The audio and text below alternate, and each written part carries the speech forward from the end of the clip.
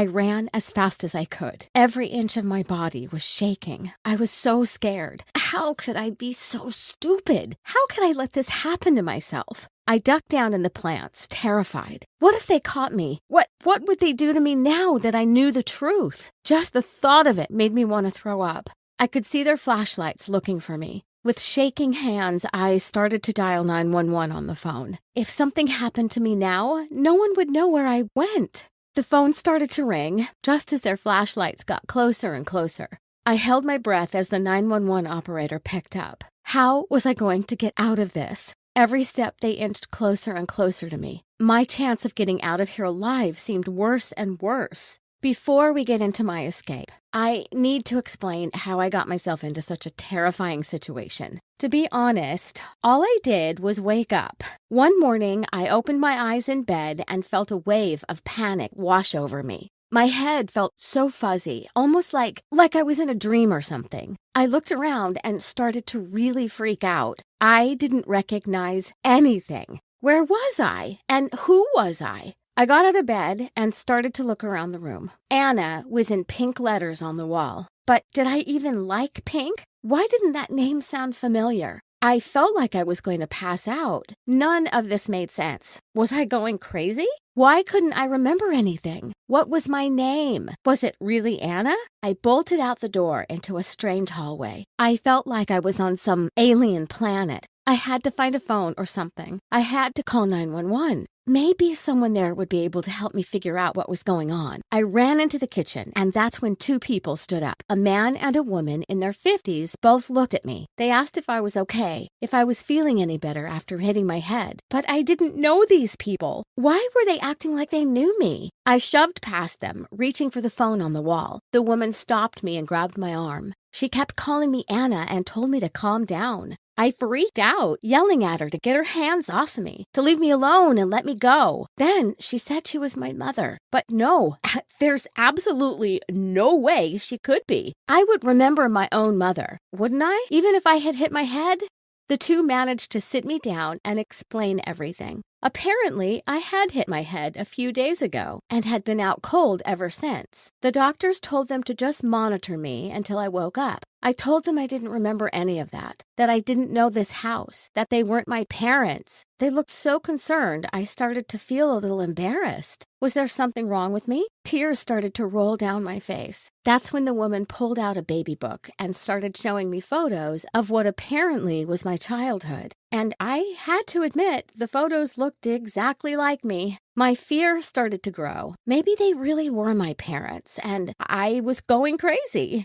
Through my tears, I told them I didn't remember anything. The woman rubbed my back and told me it was okay. We would figure out what was wrong with me together. They had been so scared of losing me. They were just glad I was okay. The woman took me up to my bedroom and told me to lie down and sleep some more. Maybe when I woke up, I would feel better. I faded in and out of sleep for a few hours, stuck between weird dreams and being awake. Have you ever had a night like this, where you feel like something in your life just isn't right?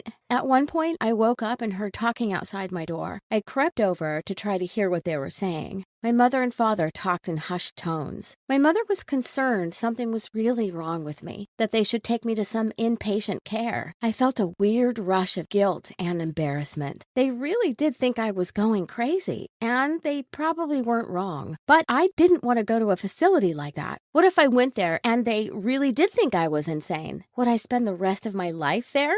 Over the next few days, I tried to put on a happy face. I was terrified of being sent away, so I had to try my hardest to get used to this life. Everything around me still felt really alien. But I thought maybe if I tried to calm down, everything would feel normal a lot sooner. My house was apparently a farm. Once I started really exploring, I started to feel a little creeped out. We were the only house for miles in either direction, all the way out in the middle of nowhere. Apparently, we had no TV, and I was homeschooled. I felt like I had memories of being in school, watching TV, but my mother explained I had gone to elementary school for years before she pulled me out for homeschooling. Honestly, I started to feel fairly comfortable. During the day, I would help on the farm. I'd take care of animals, water the garden, and help Mom cook dinner. It felt really relaxed, even though deep down, I was still having strange doubts. After a couple of days, it almost started to feel familiar. Maybe all the craziness was starting to wear off. Maybe I could be a normal person again. But that's when I found out. One night, before going to sleep, I saw something shining just at the foot of the bed, on the floor. When I picked it up, my heart stopped.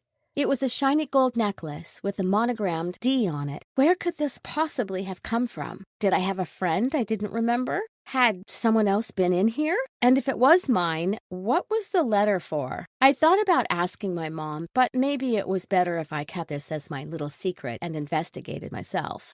A few nights later, at dinner, there was a knock at the door. My mom and dad both looked really alarmed. When they looked out front, there was a police car. Why were the police here? I was about to ask when my mom ushered me upstairs. I tried to listen as best as I could, and that's when I heard the word missing. Were they looking for a missing person? I felt a lump in my throat. Was I the missing person? Is that why I felt so out of place here?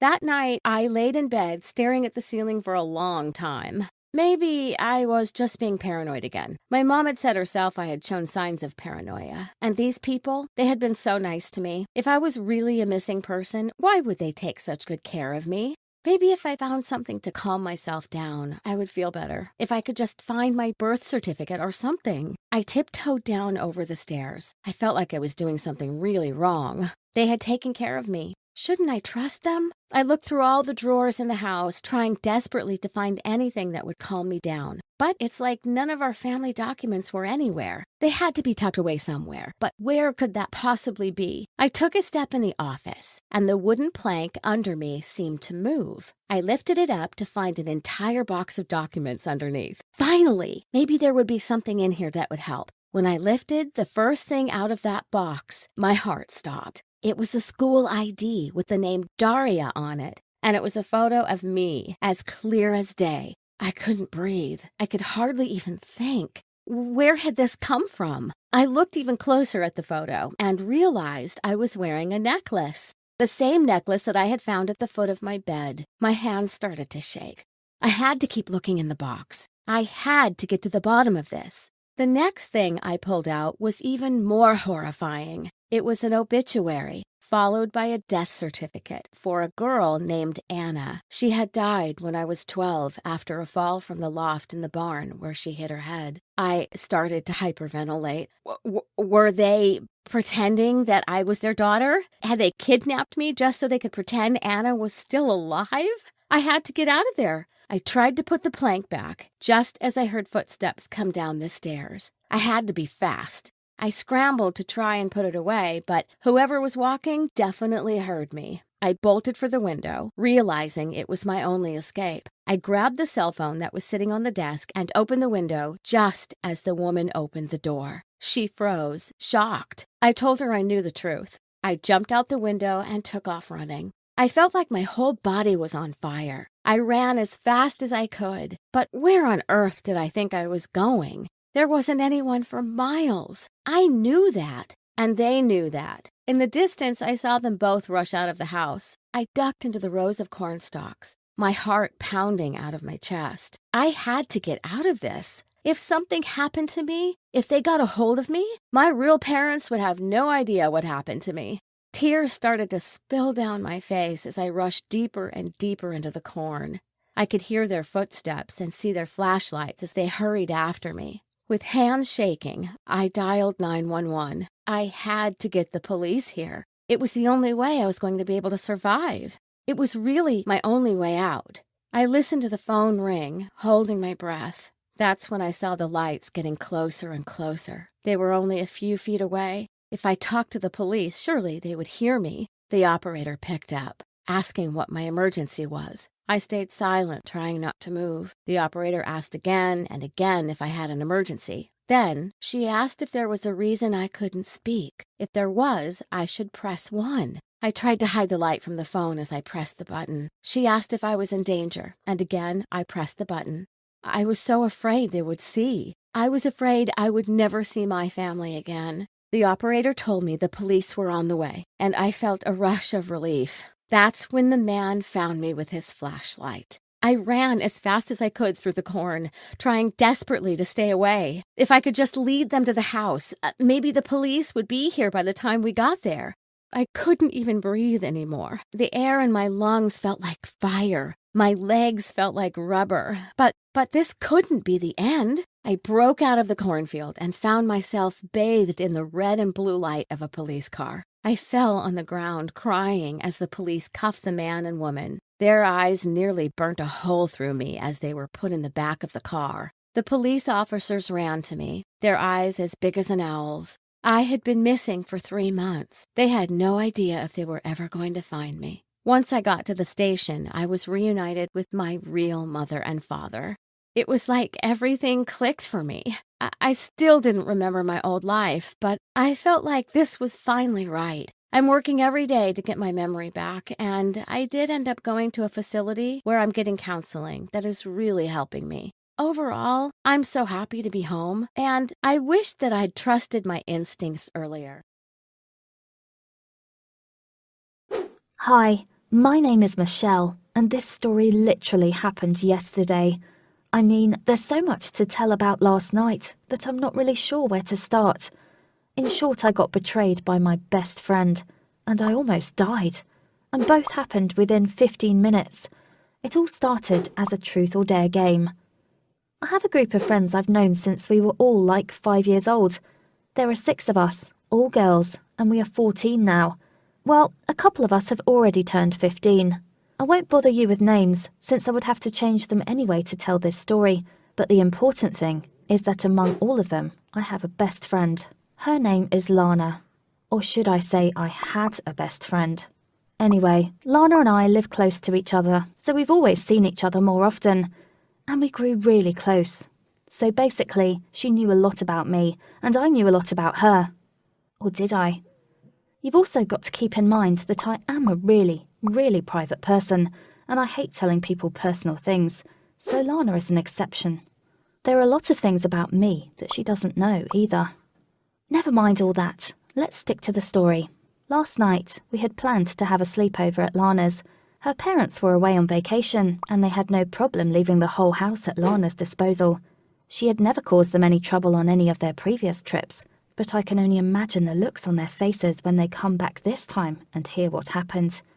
So, 5 of us came over to Lana's for a sleepover, because one of our friends, let's call her Judy, got sick. That was not the first time we spent the night at Lana's. I would come and hang out with her often, since I only lived 2 houses away. Last night we started out watching a movie. Then we cooked dinner together. 2 of our friends love cooking. After that, we decided we wanted to play something. And someone suggested Truth or Dare, a classic sleepover game.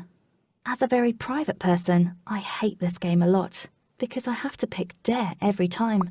The idea of telling any secret, even to a group of close friends, is just terrifying. It was okay in the beginning. Harmless questions, easy tasks, like singing a stupid song or calling Judy to convince her Ed Sheeran was here with us doing a fan interaction project. I mean, I know it's dumb, but I managed to sound dead serious, and Judy almost believed me. The girls spoiled everything when they started laughing. They just could not keep it in anymore. One more thing before we get to the main part. Lana and I have a classmate named Josh. Josh Hurley. That's what I'll call him here. And thank God this is anonymous. I really, really like him. He's amazing, and he also lives right across the street from Lana's. We talk at school every once in a while, but it never goes further than that. I believe it could, but he does not know about my feelings. No one does, except for Lana. So we're playing and it's my turn again, and I pick Dare. The girls can't come up with a task for me right away, and after a few minutes, Lana says she has a great idea. She says I have to get on the roof of her house and shout, "I love you, Josh Hurley," 3 times as loud as I can. I mean, if this is not betrayal, then what is? I still can't believe she said it. She knew I liked Josh, and she knew there was a big chance he'd hear it, and how embarrassed I would be. Now I deeply regret I didn't just flat out refuse and go home. Who cares what they would think if I did? But at that moment, I thought, a game is a game, and I just had to get it over with. I got on the roof through the bedroom window and I found a spot that I thought was safe. It was almost midnight, so it was really dark. The girls were standing at the window, ready to film the whole thing. Once again, the phrase was, "I love you, Josh Hurley." I shouted it once, dying of embarrassment. Then a second time. All of the lights in Josh's house were off, so I was praying nobody was home, because if they were, the whole family would be woken up by my screams. The girls were laughing and cheering. I really wanted this to be over, so I took a deep breath and shouted it out for the third time. As I was shouting, I started to slip down the roof. It was terrifying. I tried to brake with my hands, but it didn't work until I got to the very edge. That was where I stopped. But now I could not move, otherwise I might have fallen down at any second. And Lana's is a 3-story house. I turned my head carefully to look at the girls, and they were no less frightened than I was. Once I realised that they had no idea what to do, I shouted at them to run and get my parents. It was all over relatively soon, since my parents were there in 2 minutes, also terrified, and then the fire department came with a ladder. But you can imagine the stress I had already gone through. My parents were not happy at all, especially when they found out that it all happened as part of a game. But there was also one good thing. Josh was away at the movies with his family, so he heard none of it. That was a total relief. I tried to talk to Lana about the whole thing, but she makes it sound like what happened was totally fine, and she did nothing wrong. Never again will I do something just because someone says I have to.